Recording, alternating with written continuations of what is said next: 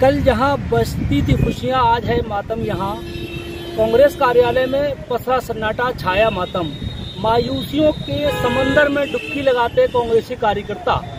समझौते की पीसी से एक दिन पहले जहां कांग्रेस कार्यालय में जश्न का माहौल था, लोगों में ऊर्जा थी, लोगों की आरजुएं थी, तमन्नाएं थी, हसरतें थी इस बात को लेकर के कि हम चुनाव लड़ेंगे, चुनाव आ गया है। वहीं जैसे ही ये मैसेज आया कि पीसी होने वाली है और कांग्रेस 17 और समाजवादी पार्टी का 63 पर समझौता हो गया है, तो वहीं ऐसा लगा कि जैसे मातम छा गया हो।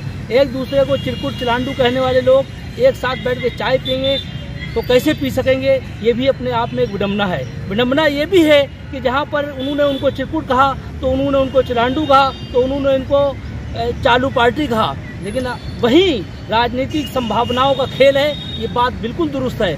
और एक वोट को लेकर के जिस वोट के लिए समझौता हुआ है वो है सिर्फ मुस्लिम वोट। मुस्लिम वोट के लिए समझौता तो हो गया है, ठीक बात है, लेकिन मुसलमानों के लिए एजेंडा किसी के पास नहीं है। ना समाजवादी पार्टी का कोई क्लियर कॉन्सेप्ट है, ना ही कांग्रेस का कोई क्लियर कॉन्सेप्ट है। अब समझौता हुआ है तो किस बिना पर हुआ है? सिर्फ मुस्लिम वोटों के लिए, क्योंकि अखिलेश द्वारा पीडीए की पहली घोषणा की जा चुकी है। जहाँ तक पीडीए का सवाल है, पिछड़े, दलित और अल्पसंख्यक।